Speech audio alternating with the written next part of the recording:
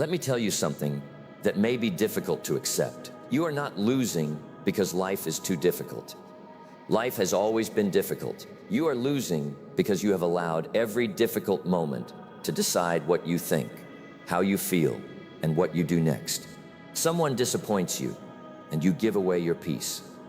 A problem appears, and you give away your focus.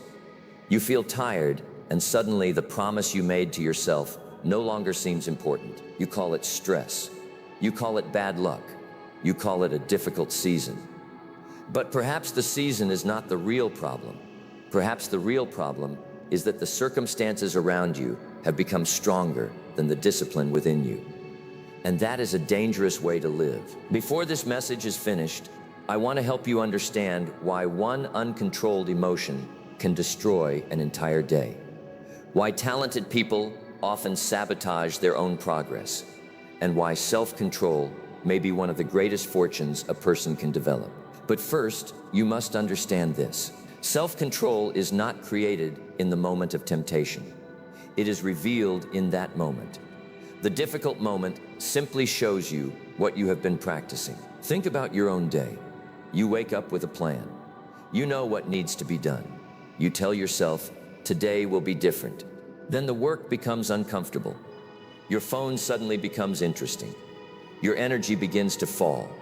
Your mind offers you an easier option, and the decision you made in the morning becomes a negotiation in the afternoon.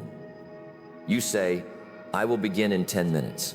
Then you say, I will begin after lunch. And by evening, you have moved the promise to tomorrow. Now, one delayed task may not ruin your life, but a pattern of delayed tasks can ruin your confidence. Because every time your feelings overrule your decisions, your feelings become stronger and your decisions become weaker. So ask yourself an honest question. How many times have your emotions changed a decision you knew was right? How many promises have you abandoned simply because keeping them became uncomfortable? Most people do not have a knowledge problem. They already know enough to improve their lives. They know they should manage their time. They know they should control their spending. They know they should speak carefully when they are angry. They know they should continue working after the excitement disappears. The problem is not knowing. The problem is doing. You do not have an information problem. You have a self-command problem. You are not always avoiding the task. Very often, you are avoiding the feeling the task creates. You are avoiding boredom. You are avoiding uncertainty. You are avoiding the possibility of failure. You are avoiding the temporary pain of discipline. And once you understand that, your excuses become easier to recognize. You say, I need more motivation. But motivation is a visitor. It comes when it wants, and it leaves when it wants. Discipline must live in the house. You say, I need better circumstances. But if you wait for perfect circumstances, you may wait for the rest of your life. You say, I will begin when I feel confident. But confidence does not usually come before action. Confidence is the receipt you receive after action. And there is one belief more dangerous than all the excuses. It is the belief that one weak decision does not matter. One careless purchase, one angry response, one wasted morning, one promise broken. It seems small, but remember this. A life is not usually destroyed in one day. It is neglected one day at a time. And a successful life is not built in one dramatic moment. It is built in ordinary moments, handled with uncommon discipline. The greatest cost of losing control is not always visible. When you speak without thinking, you may damage a relationship. When you spend without discipline, you may reduce your future freedom. When you obey every distraction, you lose time that can never be returned. But the deeper cost is what happens inside you. Every time you break a promise to yourself, you reduce the value of your own word. Every time you surrender to an impulse, you teach yourself that discomfort has authority over you. Every time another person provokes you and controls your response, you allow that person to control a part of your life. The unfinished task is not the greatest loss. The greatest loss is the person you are becoming. A person who begins but does not finish. A person who knows what is right but repeatedly chooses what is easy. A person who no longer believes their own promises. And here's a question worth considering. Where will these reactions take you if you repeat them for another year? Do not ask where you hope to be. Hope can be very generous. Ask where your present habits are actually taking you. Because your direction is not determined by what you wish for. Your direction is determined by what you repeatedly do. Let me give you an example. Two people worked for the same difficult manager.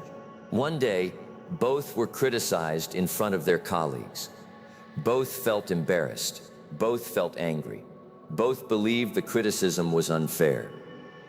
The first person reacted immediately. He argued. He sent angry messages. He spent the rest of the day telling everyone how badly he had been treated. By the evening, the criticism was no longer his biggest problem. His reaction had created a larger one. The second person felt the same anger, but he did not immediately obey it. He stepped away. He allowed the emotion to settle. He separated what was unfair from what might still be useful. Then he returned, corrected what needed to be corrected, and continued his work.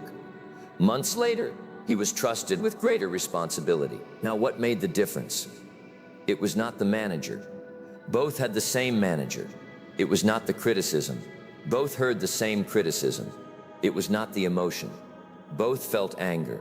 The difference was what each person did after the emotion appeared. The manager created the situation. Their reactions created their consequences, and that is an important lesson.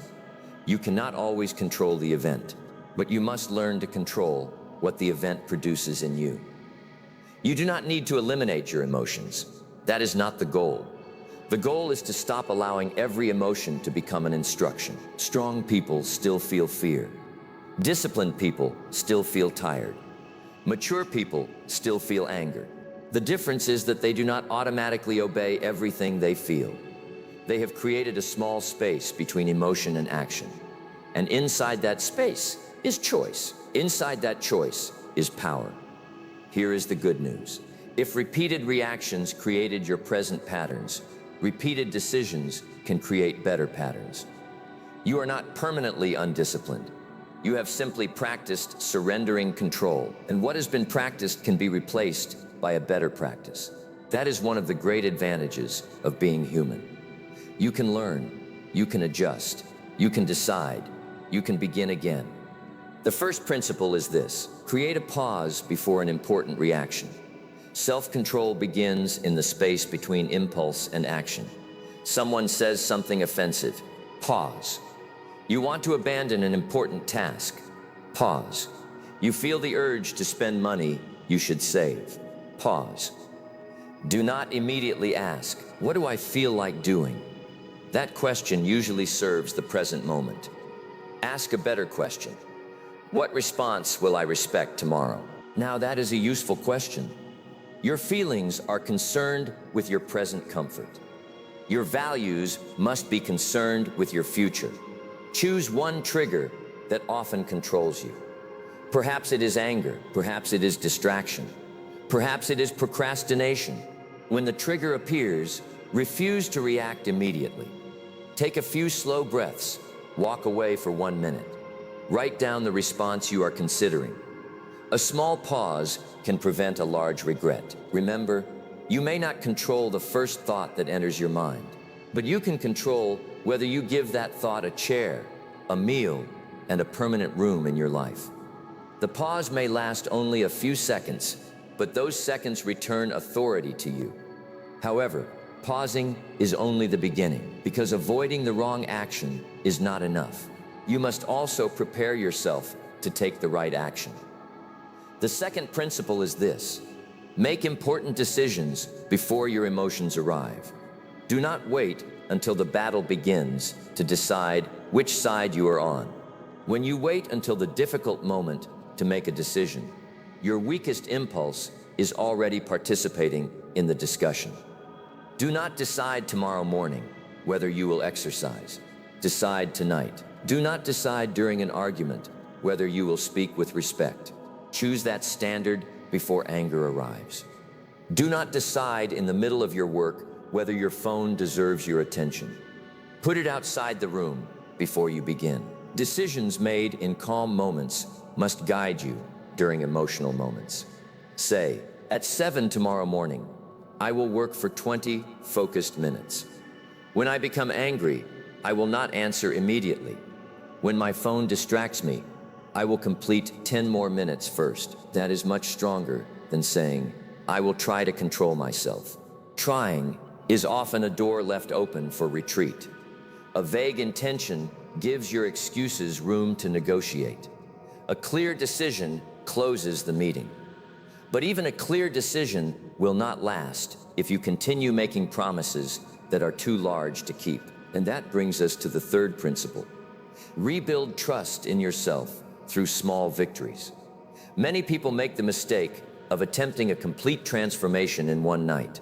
They promise to wake up at 5 every morning, exercise every day, remove every distraction, control every emotion, change every habit, and accomplish in 1 week what they neglected for 10 years.